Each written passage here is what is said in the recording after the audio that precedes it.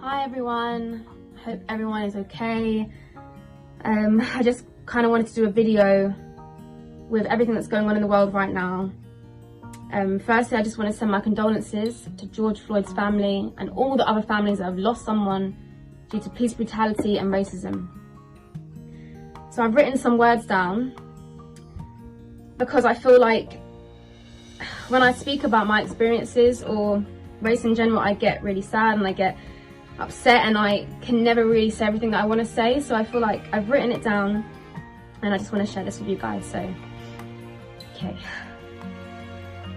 Last year, I decided to open up about being one of 4 girls in Little Mix and how my race imprinted my experiences.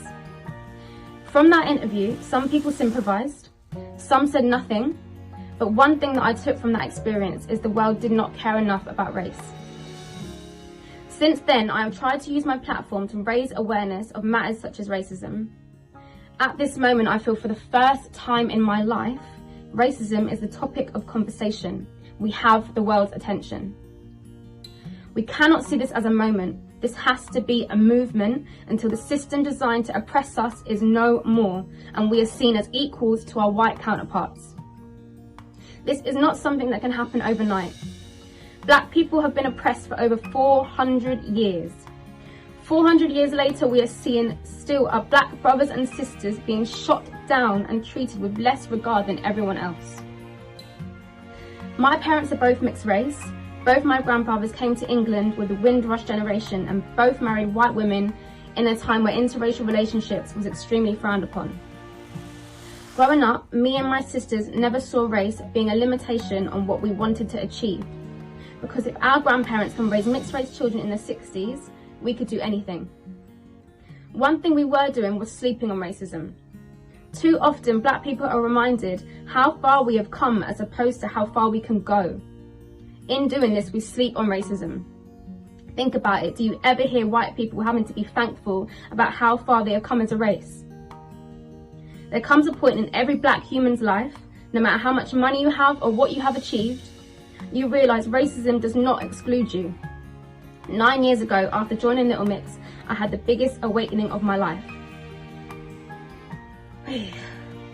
When we were filming Wings, we worked with Frank Gatson. He said to me, "You're the black girl, you have to work 10 times harder."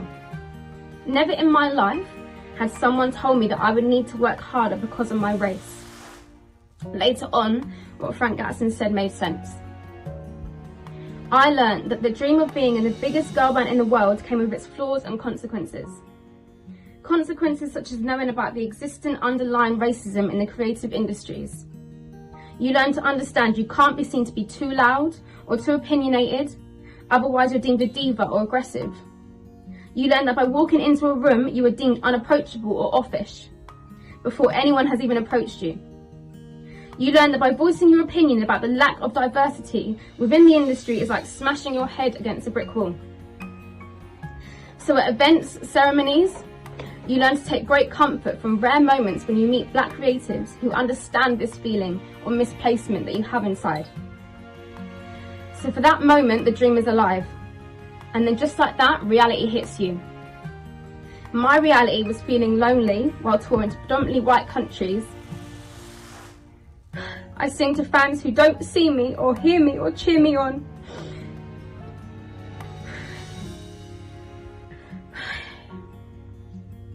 My reality is feeling anxious before fan events and signings because I always feel like I'm the least favoured.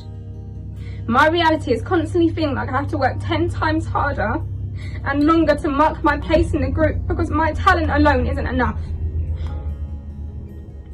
My reality is wanting to see other artists who I know are so talented but will never get the opportunities I have had because to the industry they are not marketable. But they will get behind someone else with the aspects of black culture the world wants to see, but leave behind the aspects they feel make them unmarketable. My reality is all the times that I have felt invisible within my group, part of me is fully aware that my experience would have been even harder to cope with had I been dark-skinned.